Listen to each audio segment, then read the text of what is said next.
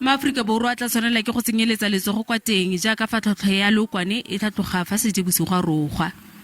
Diponelopele tsa go sa le gale di bonela pele fa tlhwatlhwa ya petrole e tla tlhatlhoga ka R1.93 litara, fa diesel e solofetswe go tlhatlhoga ka gareng ga R1.60 le R1.62 litara.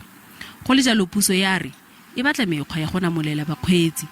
On the fuel, again we take guide from the Minister of Finance, the Minister of Energy.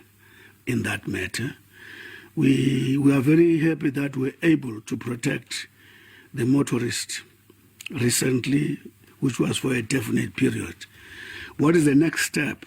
We'll take a guide. I have no doubt soon the Minister of Finance will guide us on the trends and what measures can possibly be put in place, maybe to help us to stay afloat on that matter.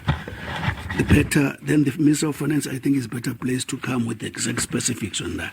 Gungubele o boetse a re naga e tla tswelela go baya leitlho le go amogela kgakololo go tswa go lefapha la boitekanelo tebang le mogare wa monkeypox o boneng kwa Amerika le Britain ga mmogo le kwa bophirima jwa Afrika.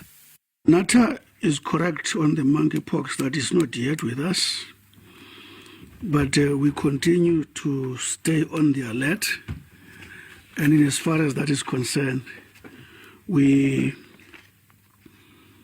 await at all materials times to get the counsel from the Department of Health.